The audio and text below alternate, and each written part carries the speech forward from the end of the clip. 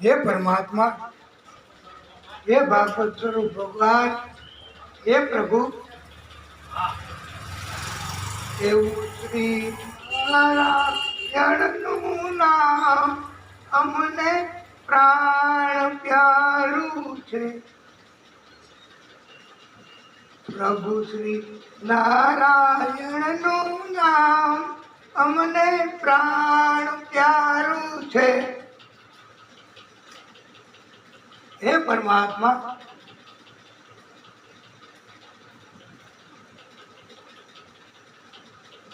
બોલીએ ભાગવત સ્વરૂપ ભગવાન કી જય. આપણે પ્રભુને રાજી કરવા, ભક્તિ કરવા કરારવિંદે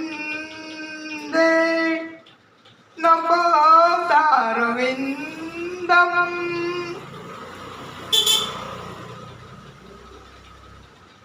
મુકારવિંદે વિનિવેશયંતમ. વાલા ભક્તો, આમ તો ભાગવતજીની કોઈ પણ રાગમાં તમે સ્તુતિ કરી શકો, પણ આ મૂળ રાગ ચારુકેશી છે. અતિ મોહક એવો રાગ છે. એને આપણે રાગ નટ ભૈરવ એમાં જો ગાઈશું તો બહુ આનંદ આવશે એવો આ રાગ છે. નટ ભૈરવ કરારવિંદે નવદારવિંદમ કરારવિંદે નવદારવિંદમ મુખારવિંદે વિનિવેશયંતમ વાટસ્ય પાત્રસ્ય પૂટે શયાનમ વાટસ્ય પાત્રસ્ય પૂટે શયાનમ બાલમુકુંદમ મનસા સ્મરામિ બાલમુકુંદમ મનસા સ્મરામિ શ્રી કૃષ્ણ ગોવિંદ કાલે મુરારી હે નાથ નારાયણ વાસુદેવાય. આ રાગ ઉપરથી એક ચલચિત્ર બહુ જૂના સમયમાં એમણે પણ આ રાગનો ઉપયોગ કર્યો છે. એ લોકો પણ, અને બહુ એમને ધન લાભ થયો છે. આ રાગ પણ એટલો જ, અને એ તમને ખબર પડી ગઈ હોય તો और इस दिल में क्या रखा है तेरा ही दर्द છુપા રખા હે. આ રાગ નટ ભૈરવ, અને એમાં પણ આ રાગનો ઉપયોગ કરવાથી બહુ સુંદર, સરસ, મનને ગમે એવું. તો આપણે પણ આ રાગ નટ ભૈરવ એના ઉપરથી પ્રભુની સ્તુતિ કરીએ તો બહુ ગમે, આનંદ આવે એવી સ્તુતિ છે. જીઓ મેં પીપાસવા મૃત મેં તો દેવમ ગોવિંદ દામો ધર્માધવેતી વિક્રેતુ કામા કિલ ગોપ કન્યા મુરારી પાદાર પિતકી તવૃતિ ગાધ્યાધિકમ વાસાદવો ચદ ગોવિંદ દામો ધર્માધવેતી ગૃહે ગૃહે ગોપ વધુ કદંબા સર્વે મિલિત્વા સમવાપ્ય યોગમ પુણ્યાનિ નામાની પઠન્તિ નિત્યમ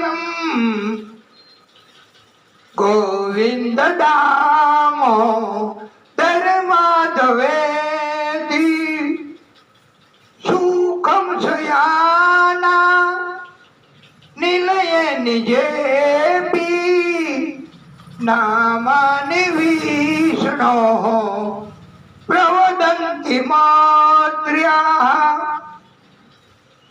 તે નિશ્ચિતમ તન્મયતામ વ્રજન્તિ ગોવિંદ માધવ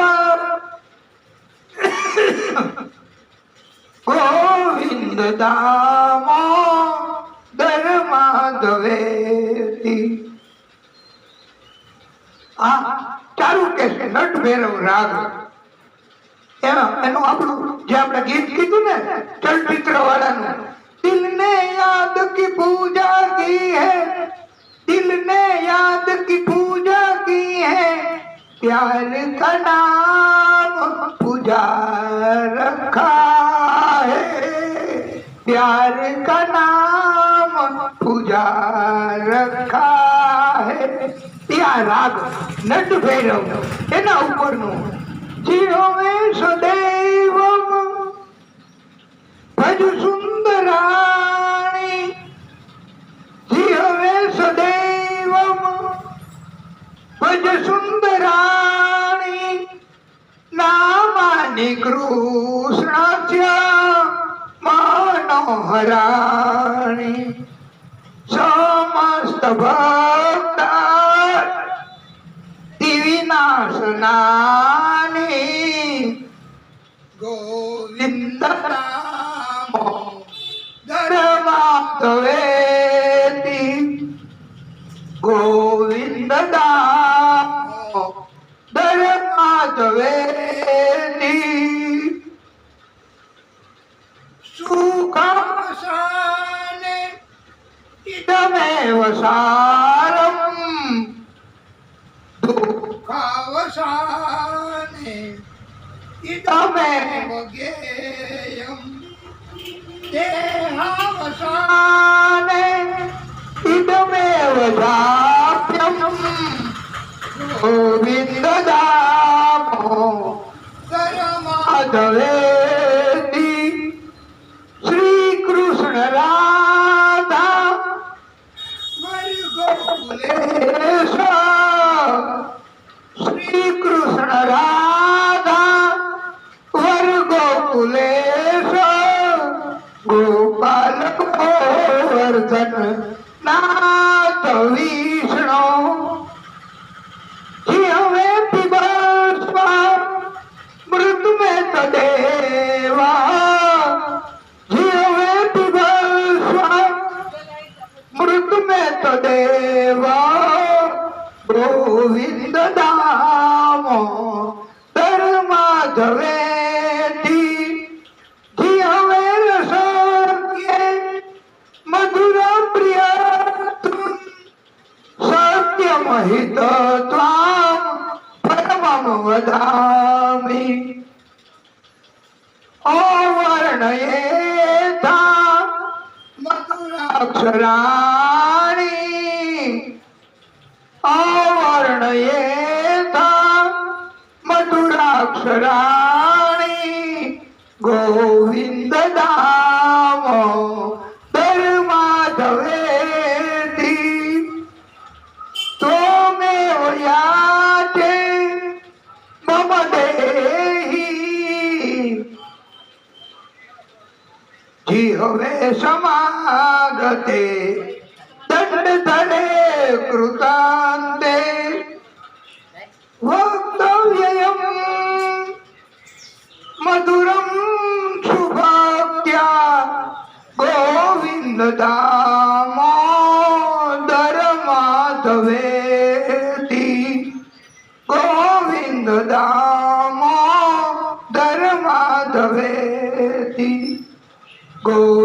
દામોદર સ્તોત્રનો પ્રેમ સે પાઠ જે કરે, દામોદર દયા દાને સહે ગૌલોક સંચરે. વાલા ભક્તો, આ ગોવિંદ દામોદર સ્તોત્ર એ એમનો પાઠ દરરોજ કરવાનો અને પ્રભુની કૃપા ચોક્કસ થાય છે. આ રાગ નંદ ભૈરવ અને મૂળ એનો રાગ ચારુકેશી છે. ચારુકેશી રાગ ઈ પણ કરારવિંદે નપાદારવિંદમ મુખારવિંદે વિનેશયંતમ. આ ચારુકેશી રાગ એના પણ હોય છે આવા. અને આ ગોવિંદ દામોદર સ્તોત્ર એ ભાગવતમાં અતિશય કલ્યાણકારી અને પ્રભુની ભક્તિમાં શ્રેષ્ઠ અને પ્રભુ ચોક્કસ કૃપા કરે એવું છે. બોલીએ ગોવિંદ દામોદર ભગવાન કી જય. ભાગવત સ્વરૂપ ભગવાન કી જય. વાલા ભક્તો, કર્દમ ઋષિ તપ કરતા હતા, બહુ તપસ્વી. એને પણ એવી ઈચ્છા થઈ, એવો સંકલ્પ જાગ્યો કે મારી આ તપ કર્મ એમાં મને કોક સેવિકા જોઈએ, સેવા કરે એવી સ્ત્રી જોઈએ. ત્યારે ભગવાન એમને આ જાણી લીધું છે કે મારા ભક્ત કર્દમ ઋષિ એમને સેવિકાની ઈચ્છા છે. ભગવાન અગાઉથી એમને કહી ગયા ઋષિને કે તમારી પાસે આ યુવાન સ્ત્રી એને લઈ મનુ ભગવાન અને શત્રુપા રાણી આવશે, દેવહૂતિ એમની કન્યા તમારી સાથે પરણાવશે. કર્દમ ઋષિને તો અગાઉથી ખબર પડી ગઈ એટલે એને આનંદ થઈ ગયો. કેટલા હરખના આંસુ આવ્યા કે કર્દમ ઋષિ એને હરખના આંસુ એનાથી આખું સરોવર ભરાઈ ગયું. આખું સરોવર એ બિંદુ સરોવરના નામથી અત્યારે પણ ઓળખાય છે. આ ઋષિ એમણે અલબત્ત પરીક્ષા કરી છે દેવહૂતિની અને 3 આસન મુકાવ્યા છે. દેવહૂતિ સ્વીકાર કરે છે કે નહીં, પણ દેવહૂતિએ સ્વીકાર કર્યો અને ન પણ કર્યો એવું કર્મ કર્યું. એની ઉપર પ્રભુની કૃપા તો હતી જ. એટલે દેવહૂતિએ આસન ઉપર હાથ મૂકી પછી નીચે બેસી ગયા. કર્દમ ઋષિની પરીક્ષામાં દેવહૂતિ એ પાસ થઈ ગયા છે. અને નારદ ઋષિ એમણે દેવહૂતિને કર્દમ ઋષિના તપ, ઐશ્વર્ય, સિદ્ધિ એ બાબત કથાઓ કરી છે અને એમને જ્ઞાન થયું છે દેવહૂતિને.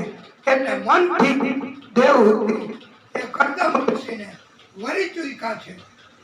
કર્દમ ઋષિએ આમ છતાંય એક શરત રાખી હતી કે હું સંતાન થશે પછી આ સંસાર નહીં ભોગવું, સંસારને છોડી દઈશ. ત્યારે કર્દમ ઋષિ સાથે લગ્ન થયા દેવહૂતિના. અને દેવહૂતિ એ તો સેવા કરે છે. કર્દમ ઋષિને તો સમર્પણ લાગી ગઈ. આ ઋષિ જો આનું નામ ઋષિને સમાધિ લાગી જાય એટલે ભક્તિમાં પછી એને ભાન ન રહે કે મારી પત્ની એની સાથે મારું કર્મ દુર્વાસા ઋષિની કથા આપણે કીધી, એને સમાધિ લાગી ગઈ. સમયનું ભાન ન રહ્યું કે મેં અંબરીશ રાજાને પરણા કરવા માટે વચન આપ્યું છે, એમ સમાધિ લાગે પછી ખબર ન રહી, એનું નામ જ સમાધિ કહેવાય. એટલે કરદમ ઋષિ એને સમાધિ ઘણા વર્ષો થઈ ગયા, પણ પતિ તરીકેનું કામ દેવહૂતિ કરે છે, સેવા કરે છે. અત્યારે તો કર્યું તો 2 દિવસ પત્નીની સાથે તમે વાત ન કરો કે બહાર ગામ જાઓ, પછી તમારાથી કીધા જાય, ગુસ્સો કરે. અત્યારે તો આવો સમય, પણ પહેલા તો જુઓ, ઋષિ સમાધિમાં લાગી ગયા અને છતાં પત્નીએ સેવા કરી છે, દેવહૂતિમાં એમણે સેવા કરી છે. પછી ઋષિની સમાધિ વર્ષો પછી જાગી અને સમાધિ જાગી એટલે પૂછ્યું, દેવી તમે કોણ? એ કે મારા તમારી સાથે લગ્ન થયા છે, હું તમારી પત્ની છું, મારા માતા પિતાએ આવીને તમારી સાથે લગ્ન કરાવી આપ્યા છે, મારું નામ દેવહૂતિ.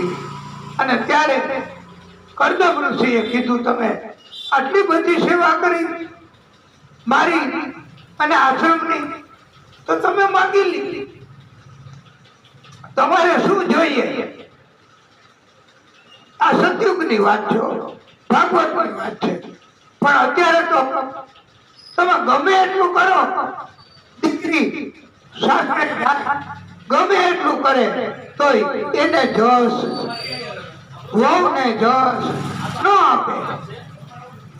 ત્યાં ગમે એટલી સેવા કરે, સભ્યોની કરે, બધાયનું કામ કરે, તડકામાં, ઠંડીમાં, વરસાદમાં, તોય એને યોગ્ય રીતે કન્સિડર ન થાય અને જાહેરમાં પણ અપમાન કરતા હોય એવું પણ બનતું હોય છે. આ કળિયુગ. એનું કારણ અભિમાન, કે તને લઈ આવ્યા શું કામ? અહીંયા મારા બાપે તારી પાછળ આટલો લગ્નનો ખર્ચો કર્યો, 50 લાખ રૂપિયાનો, એ શા માટે? કે તારે બધું કામ કરવાનું, તારે બધાની સેવા કરવાની, અમારા બધાનું ધ્યાન રાખવાનું, એ તારી ફરજમાં આવે છે. લે, પણ એના માટે તમે 50 લાખનો ખર્ચો કર્યો, એને એમાં કાંઈ ફાયદો?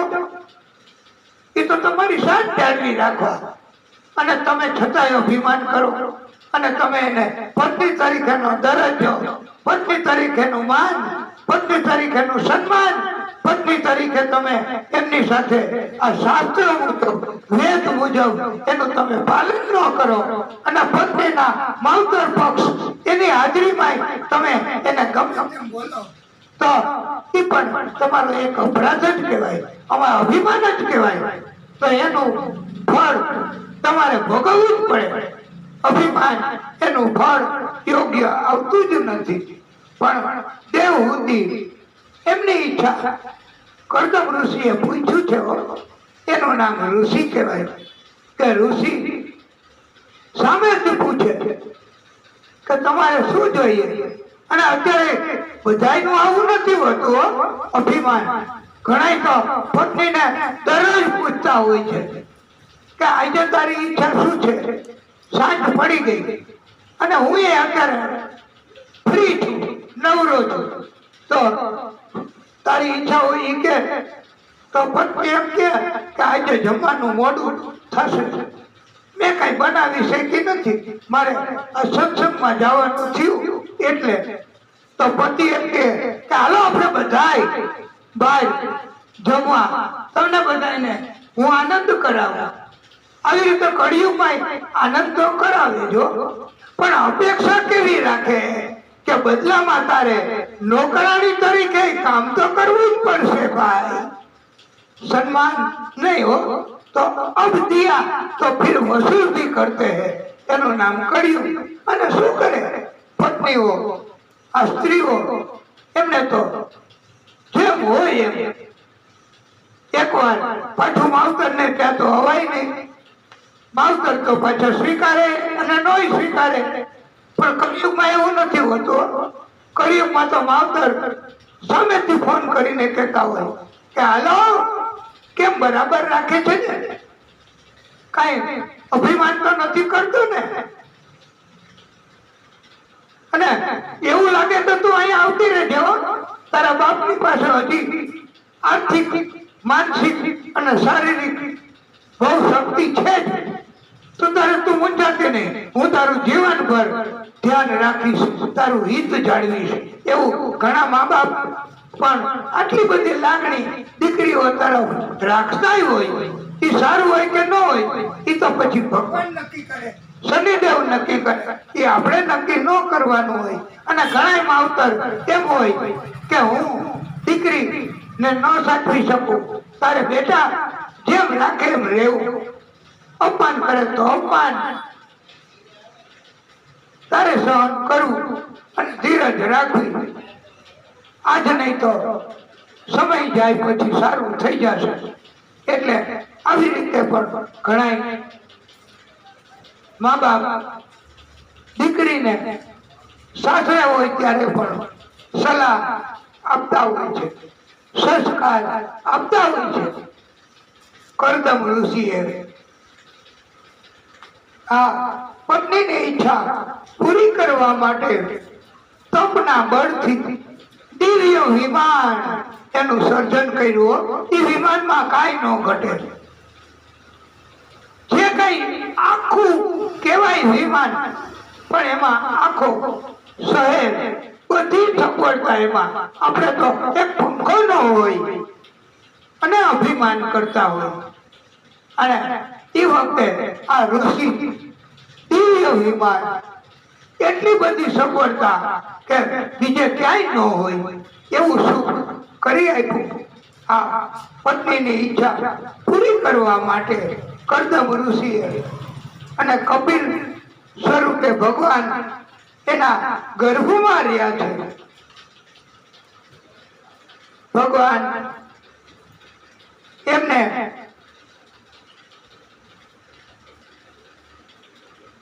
કરદમ ઋષિ એમણે પત્નીની ઈચ્છા પૂરી કરવા માટે આવું દિવ્ય વિમાન એનું સર્જન કર્યું. અને શુદ્ધતા પૂર્વક ગૌરવ, સંયમ, શુશ્રૂષા, પ્રેમ, મધુર વાણી, અને પછી એનું ફળ એવું આવ્યું કે 9 કન્યાઓ જન્મ થયો છે. 9 કન્યાનો આ કહેવાય છે નવોદા ભક્તિઓ. કન્યાનો જન્મ થાય ને એ પ્રભુની કૃપા હોય તો જો, કન્યાનો જન્મ કન્યા નથી મળતી ભાઈ. અને કન્યાના ભાગનું એ સાસરે વહી જાય તો એના માતા પિતાનું સારું ઈ છે, એનાથી થઈ શકે તો એના માતા પિતાની સેવા કરવાની એની ઈચ્છા હોય, પણ સસરા પક્ષ વાળાનો ટેકો ન મળે, એનો પોઝિટિવ સહકાર ન મળે તો દીકરી એ શું કરે? અને દીકરીને ગાય તોરે ત્યાં જાય, દીકરી તો પારકી થાપણ કહેવાય, દીકરી તો પારકી થાપણ કહેવાય. 9 કન્યાઓનો જન્મ થયો. અને દેવહૂતિ એમણે કહ્યું કે નાથ, આ 9 કન્યાનો જન્મ થયો એ તો એને મારે સાસરામાં મોકલી દેવી પડશે, તો મારું કોણ? તમે તો વનમાં વયા જાઓ. 9 કન્યાને પરણાવી દેવી. કન્યા 9 હોય, 4 હોય કે 2 હોય કે 1 હોય, કન્યાને પરણાવી દીધા પછી એ કઈ સેવા કરવા ન આવી શકે એને કોઈ. અને એટલું બધું અત્યારે સતયુગ છે નહીં કે સેવા કરવા કન્યા દીકરી આવી જાય, એવું નથી બનતું. તો મારો આધાર કોણ? દેવહૂતિમાં એ કહ્યું છે કે નાથ, તમે મને એક પુત્ર આપો અને પછી તમે સંસાર છોડજો. અને કરદમ ઋષિએ પત્નીની ઈચ્છા એ પણ માન્ય રાખી છે અને પત્નીની કે એનો આધાર ગઢપણમાં કોણ દીકરી સાસરે વહી જાય પછી ગઢપણમાં માતા પિતા એનો આધાર તો ત્યારે એમ કહેવામાં આવ્યું છે કે ભગવાનના ભક્ત એમને તો મેરો તો આધાર શ્રી વલ્લભ કે ચરણારવિંદ મેરો તો આધાર શ્રી વિઠ્ઠલ કે ચરણારવિંદ वल्लभ के चरणारविंद श्री विठ्ठल के चरणारविंद सर्व जगत का सार श्री वल्लभ के चरणारविंद कलयुग में उद्धार श्री वल्लभ के चरणारविंद भक्त माटे तो बस आज દીકરી સાસરામાં જાય અને સેવા કોઈ કરે કે ન કરે પણ પ્રભુનો આધાર ગઢપણમાં પણ ઈ જ એવું અત્યારે કલયુગ છે ને તો અને ભાગવતકાર એમ કે છે આ ખાસ કરીને વૃદ્ધો માટે હો અને અમે પણ એવો ઉપદેશ વૃદ્ધોને આપીએ છીએ કે નબળું ન પડવું વૃદ્ધા અવસ્થામાં ભગવાન તો આધાર રાખશે જ ભગવાન તો તમારું નિભાવ કરશે જ વૃદ્ધાશ્રમમાં પણ તમારો નિભાવ તો થશે જ માટે તમારે ક્યારેય વૃદ્ધાશ્રમમાં તકલીફ છે એવું ન માનવું અને આ કઈ ને કઈ પ્રવૃત્તિઓ કરવી જ ભક્તિ કરવી જ અને ભક્તિ કરવાથી બધું જ ભગવાન આપે છે અને એમ કહેવામાં આવ્યું છે કે जिसका कोई नहीं उसका खाटू श्याम खाटू वाले श्याम આ બરબરીકજી એમને ખાટુ શ્યામ એમની કથા આપણે કરી છે કે ખાટુ શ્યામ ગરડા માણસો મજબૂર માણસો એમનું પણ ધ્યાન રાખે છે ભરણ પોષણ કરે છે આ ભાગવત ભગવાન આદિ શક્તિ એ પણ ગરડા માણસોનું ધ્યાન રાખે છે માટે અને આ ગરડા માણસોને અને મજબૂર માણસોને એમ કહેવાનું છે કે તું હે સાગર તું હે કિનારા ढूंढता है तू किसका सहारा ગલડા મા બાપ એમને ખાસ કે તમે સમર્થ છો ભાઈ ભક્તિ કરો બીજાની આશા શા માટે રાખો છો એટલે અને બીજાની આશા એ તમને નહીં કાંઈ આપી શકે અને કરદમ ઋષિએ માન્ય રાખી વાત કે તમારી વાત બરાબર દીકરીને પરણાવ્યા પછી તમારો હાથ ગઢપણમાં કોણ તો પુત્ર તમારે જોઈએ એટલે પુત્ર થાય એવો સંકલ્પ કરી અને કરદમ ઋષિ એમને ફરી સમાગમ કર્યો છે દેવહૂતિ એમને પુત્રનું દાન કર્યું છે કરદમ ઋષિએ આને કહેવાય સંકલ્પ સિદ્ધિ અને તપ કરવાથી થાય છે અને ભગવાન આ દેવહૂતિમાં અને કરદમ ઋષિના સમાગમથી પ્રગટ થયા છે આદિ શક્તિ એમણે પ્રાગટ્ય કર્યું છે અને એમનું નામ કપિલ રાખવામાં આવ્યું છે આ કપિલ એ આદિ શક્તિનું પ્રાગટ્ય છે યોગ્ય માતા યોગ્ય પિતા યોગ્ય સમય યોગ્ય કર્મ જો બધું ભેગું થાય તો ભગવાન જન્મ લે નહીતર ભગવાન જન્મ લેવા નવરા આ કળિયુગમાં તમારા ઘરે નથી હોતો ભાઈ તમારા એવા કર્મ તો છે ये तो पहला तुम अपने आप को तो देखो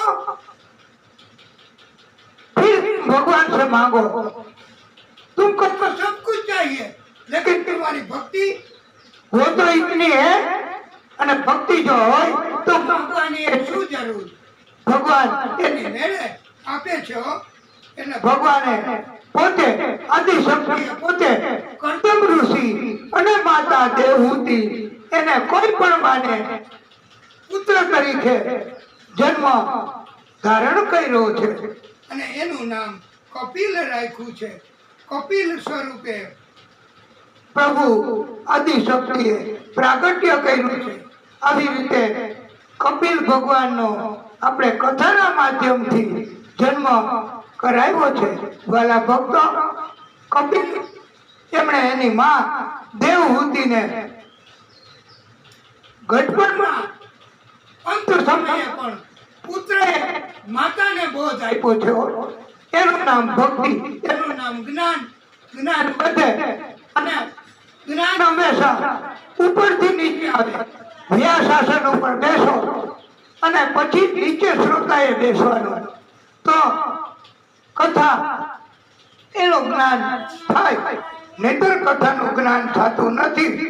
એવો બોધ કપિલ ભગવાને એની માં દેવહૂતિને આપ્યો છે અને દેવહૂતિને કહ્યું છે કે માં, આ 10 તન્માત્રા રૂપ તત્વો પૃથ્વી જળ તેજ વાયુ આકાશ ગંધ રસ રૂપ સ્પર્શ શબ્દ અને કાન ત્વચા નેત્ર જીભ નાસિકા વાણી હાથ પગ લિંગ ગુદા મન બુદ્ધિ ચિત્ત અને અહંકાર, આ 14 10 અને 14 24 એનું આ શરીર બને.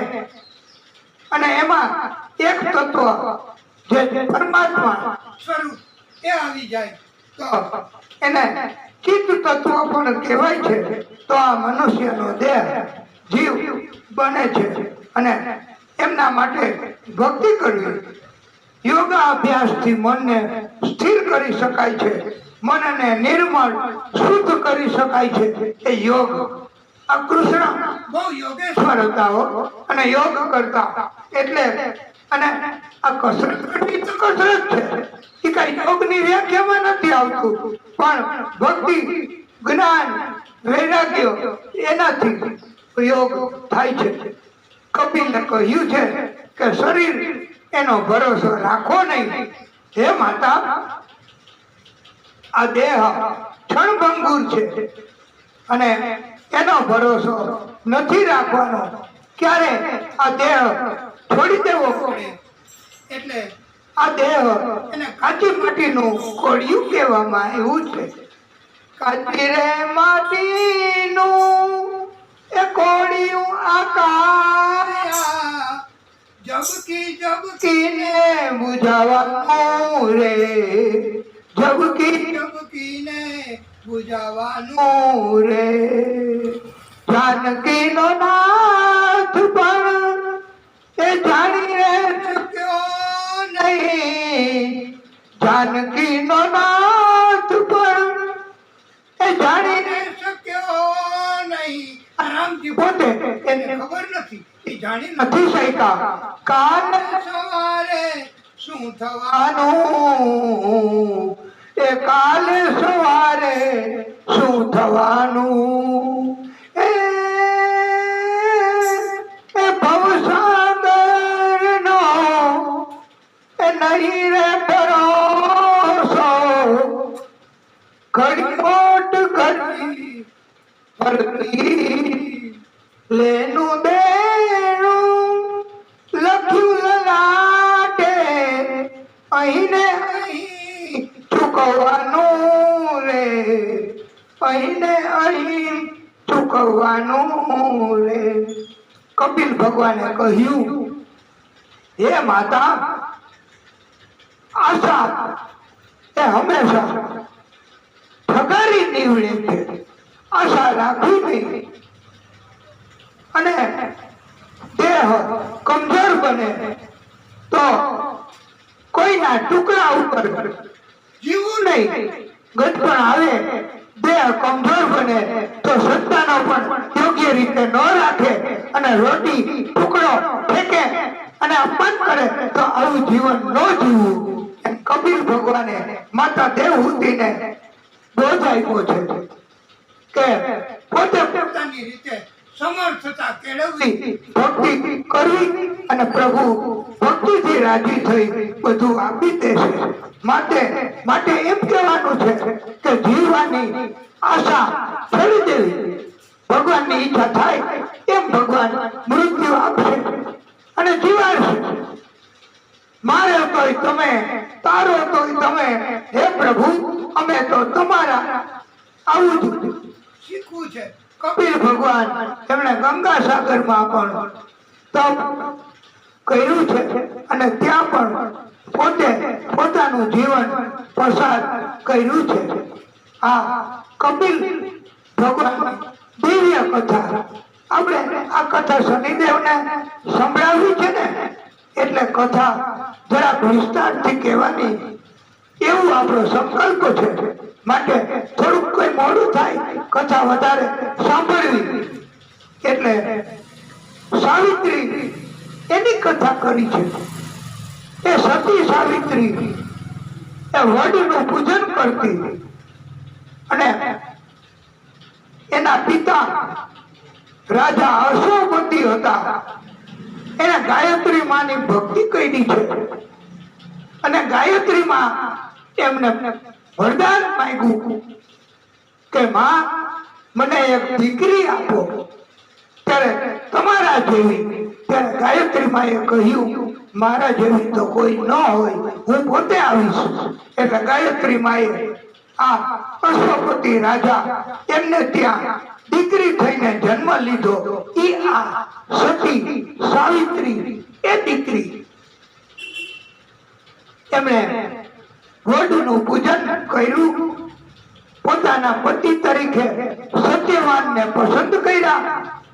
ભલે એનું આયુષ્ય ટૂંકું હતું. યમરાજા પ્રાણ લઈને ગયા.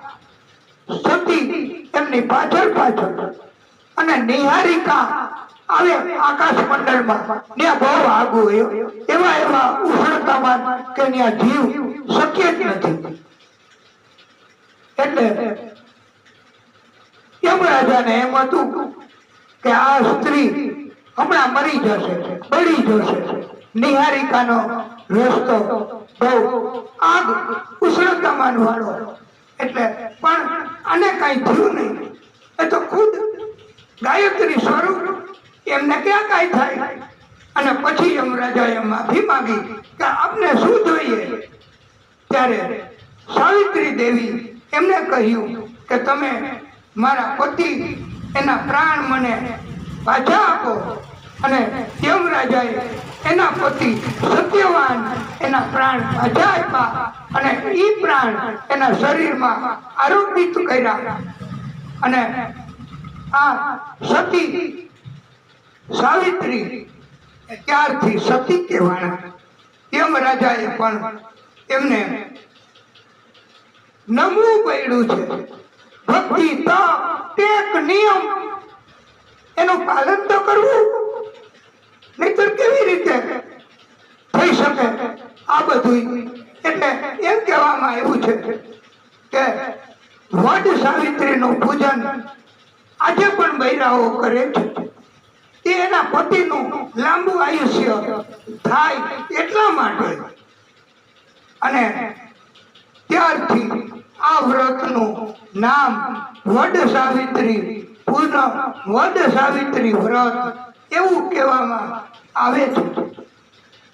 વાલા ભક્તો, આપણે કથામાં જોયું વિદુરજી યાત્રામાં ગયા. કૃષ્ણની વાત માની નહીં. દુર્યોધને કહ્યું કે કૃષ્ણ, હું ધર્મ જાણું છું પણ એનું પાલન નથી કરી શકતો. અધર્મ એની મને ખબર છે પણ હું છોડી શકતો નથી. જાનામિ ધર્મમ ન ચમે પ્રવૃત્તિ, જાનામિ અધર્મમ ન ચમે નિવૃત્તિ. એમ દુર્યોધનને બધી ખબર જ હતી હો કે આને ધર્મ કહેવાય, આને અધર્મ કહેવાય, પણ એ છોડી ન શકે. એનું નામ જ પ્રભુની કૃપા. કેમ કૃપા? બસ પાપ કર્મ છોડી ન શકાય તો એ પ્રભુની એમ કૃપા. પછી પ્રભુ દંડ કરે, સજા કરે, શ્રાપ ભોગવવો પડે, એ પ્રભુને આ દંડ. અને દુર્યોધને તો ફરી સભામાં આ કૃષ્ણને ગિરફ્તાર કરી લ્યો. અને બધા કૃષ્ણને ગિરફ્તાર કરવા સૈનિકો હથિયારો સાથે આગળ થયા અને કૃષ્ણને થયું કે આ ભરી સભામાં આવું અકૃત્ય, આવું પાપ, આટલું અભિમાન આ બધાને. ત્યારે કૃષ્ણએ વિરાટ રૂપ ધારણ કર્યું છે અને બધા ટચુકડા દેખાવા લાગ્યા. દુર્યોધન તો હથેળીમાં અને બધાનું અભિમાન ઉતરી ગયું છે. અને પછી તો રાજકીય, જેને કહેવાય ને કે રાજકીય માણસો પોતાનો રંગ તરત બદલી નાખ્યો અને કૃષ્ણને કહ્યું કે કૃષ્ણ સમાધાન સંધિ ન થાય તો કઈ નહીં, પણ તમે ભોજન ગ્રહણ કરો. અમે તમારા માટે ઉત્તમ ભોજન બનાવ્યા છે, તમે ભોજન લ્યો અમારું, પછી તમે વિદાય લેજો. ત્યારે કૃષ્ણએ કહ્યું છે પોતાના મુખેથી કે આપ લખી લેજો, નહીતર આ યુટ્યુબમાં સર્ચ કરજો પ્રતાપભાઈ વ્યાસ, એટલે આ કથા આવે એ વારે વારે જોજો. એમાં કૃષ્ણએ પોતે કહ્યું છે કે આવ નહીં આદર નહીં, નહીં નયન મેં પ્રેમ.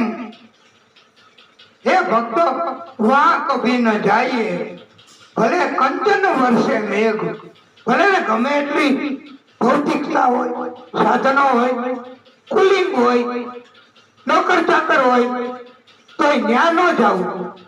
ન્યા અભિમાન હોય અને નોકરની જેમ રાખતા હોય તો, અને ન્યા જમાડે તોય એનામાં પ્રેમ ન હોય તો ન્યા ન જમવું. અલબત્ત ભૂખે મરી જતા હોય, ભૂખ સહન ન થઈ શકે અને ત્યારે ગમે ત્યાં જમી લેવું, પણ ભૂખ સહન થતી હોય, ભૂખ ન હોય ત્યારે આવ નહીં આદર નહીં, નહીં નયન મેં પ્રેમ. ન્યા ભલે ને કંચન વર્ષે મેઘ તોય ન જાવું. અને ભગવાને એમ કીધું છે. અને આપણે ગુજરાતીમાં કહેવત છે ને કે આ ઓલી કઈક આપણે ઊંઘ ન જોવે ઓટલો, નીંદર આવતી હોય ને તો ઓટે સુઈ જવું પડે. એ તો જેને અનુભવ હોય, પદયાત્રા કરતા હોય, દ્વારકા સુદામાને ખબર હોય કે હાલીને જતા જતા નીંદર આવે, થાક લાગે તો ઓટલા ઉપર સુઈ જવું પડે. એમ ઊંઘ ન જોવે ઓટલો, અને ભૂખ ન જોવે સૂકો રોટલો. 3 દિનનો રોટલો હોય ને તોય ભૂખ લાગે તો એ લેવો પડે. એવા સંજોગોમાં માપ છે. બાકી તો એમ કહેવામાં આવ્યું છે કે પ્રેમ એનાથી ભોજન જો કઈ જમાડે તો જ જમવું, નહીતર ન જમવું. અને કોઈ પણ વાનું કરીને કે અમે આગળ જાવું, અમારે કામ છે, અમારે જમવું નથી, અમે અમારી રીતે કરી લેશું. અને ત્યારે એમ કહેવામાં આવ્યું છે ભક્તિ અને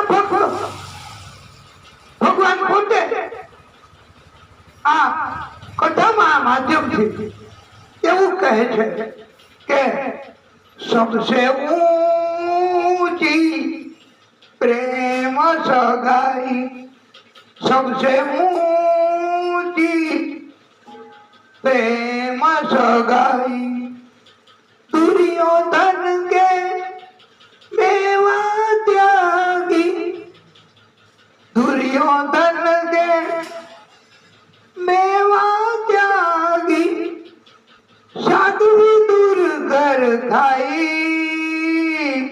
सबसे ऊंची प्रेम सगाई. પ્રેમથી બધું જ તમે પામી શકો. પ્રેમ વગર કઈ નથી મળતું. અને ઉદ્ધવજીને કહ્યું છે કૃષ્ણએ, હાલો ને વિદુર ઘેર જાય, ઉદ્ધવજી હાલો વિદુર ઘેર જાય. પ્રેમ બિન પાવત નહીં, ભલે પછી હુનર કરો ને હજાર, ગમે એટલી યુક્તિ કરો, ટેકનિક કરો, ચાલાકી કરો, પણ પ્રેમ ન હોય તો પ્રભુને પામી શકાય નહીં. પ્રેમ બિન મિલે નહીં.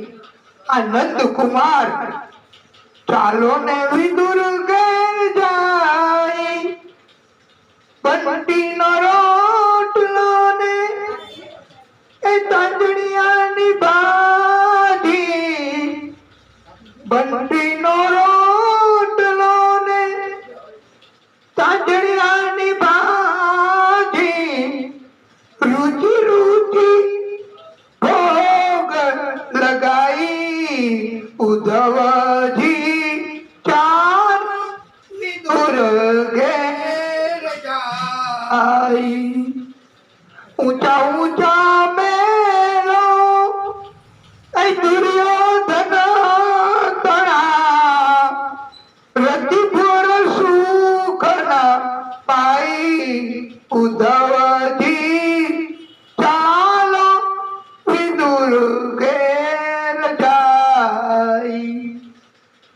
કૃષ્ણએ તો જો ખોખડાયો વિદુરજીની ઘરે જઈને.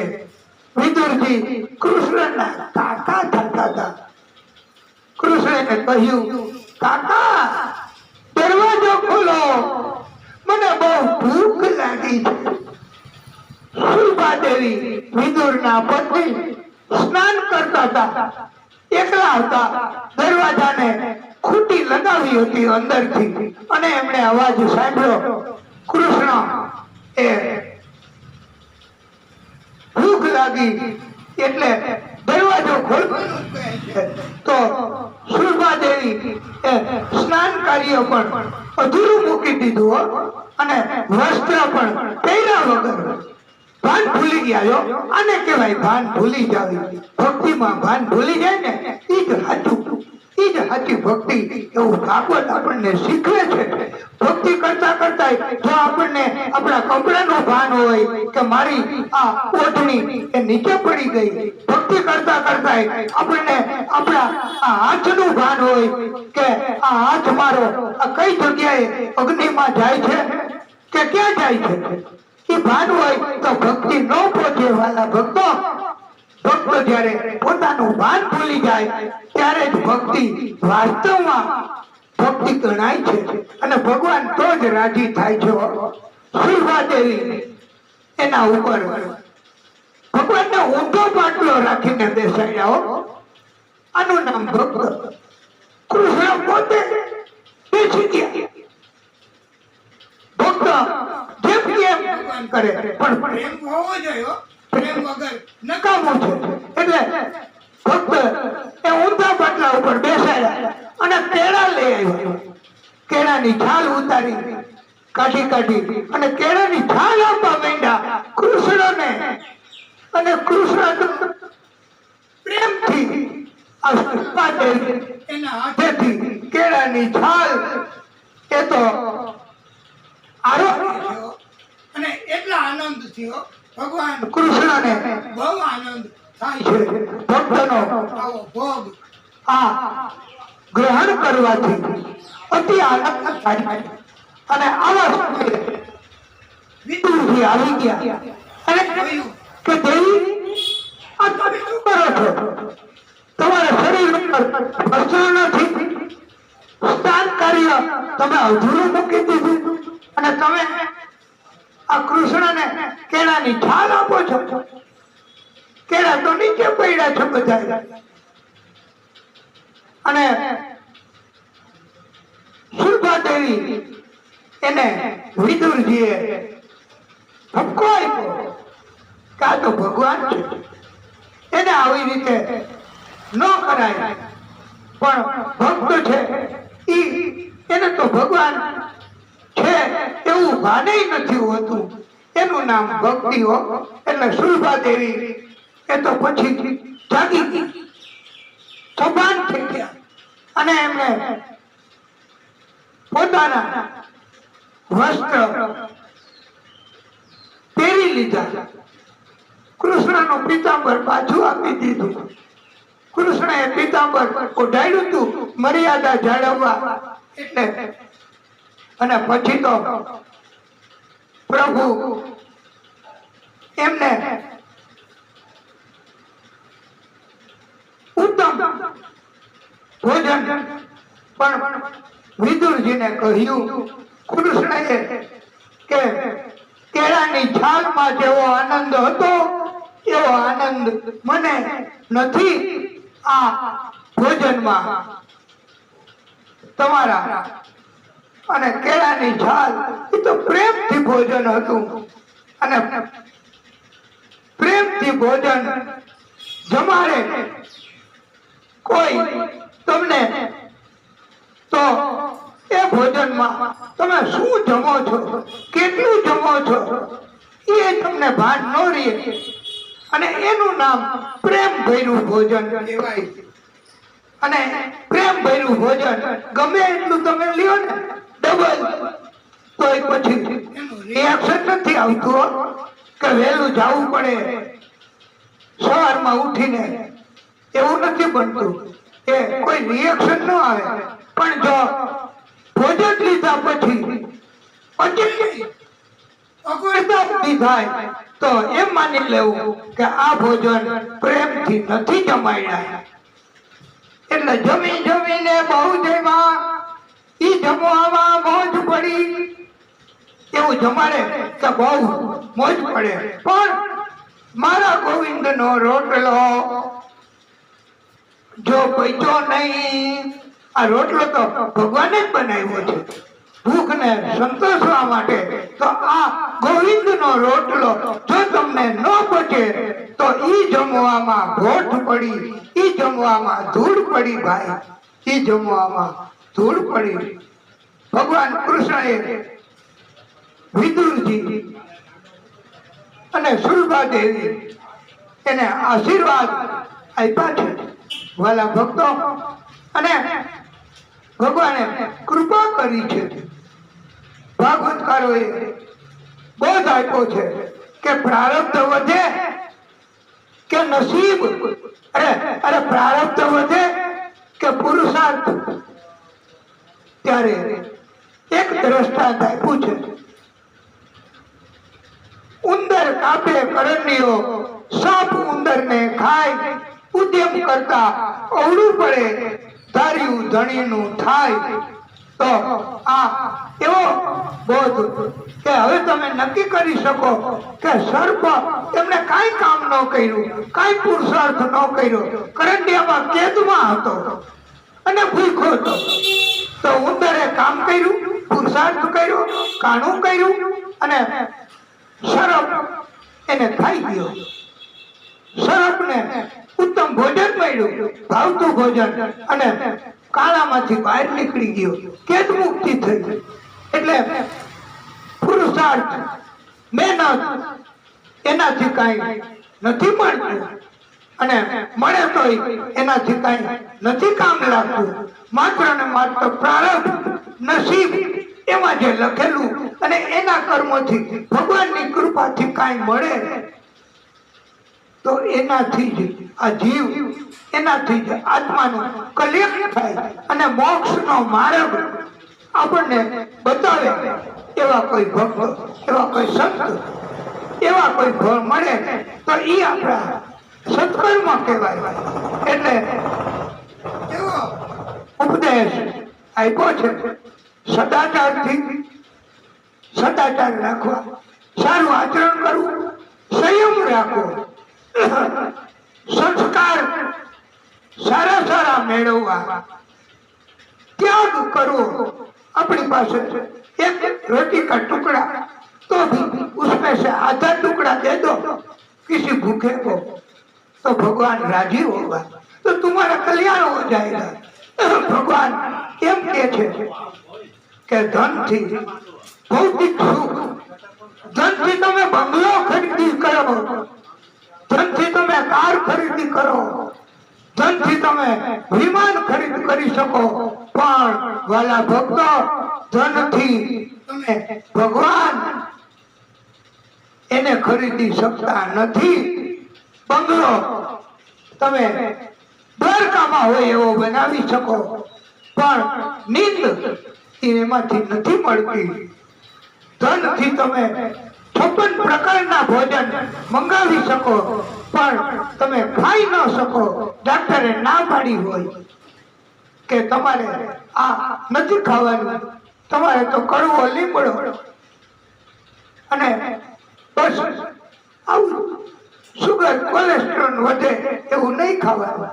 એટલે એમ કહેવામાં આવ્યું છે વાલા ભક્તો કે આત્મવિશ્વાસ ગલડાઓએ ખાસ, મજબૂર લોકોએ ખાસ જાળવો, શ્રદ્ધા જાળવવી અને સાહસ વૃત્તિ રાખવી. આત્મવિશ્વાસ, શ્રદ્ધા અને સાહસ વૃત્તિ એ સફળતાની ચાવી છે વાલા ભક્તો. એ જ સફળતાની મેઇન કી છે. એટલે સફળતા માટે થઈને માત્ર ને માત્ર આ જરૂરી છે ભાગવતની કથા. અને એટલે આપણે હવે કથાને ટૂંકો વિરામ આપશું, પછી આગળની કથા કરીશું. બોલીએ ભાગવત સ્વરૂપ ભગવાન કી જય, શનિદેવ મહારાજ કી જય. ઓમ નમઃ પાર્વતી પતયે હર હર મહાદેવ હર. હે પ્રભુ,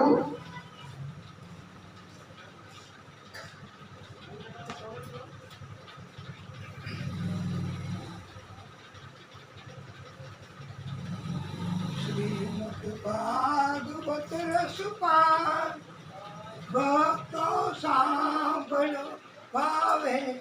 હે પ્રભુ, હે ભાગવત સ્વરૂપ ભગવાન, હે દાદા, હે પરમ કૃપાળુ,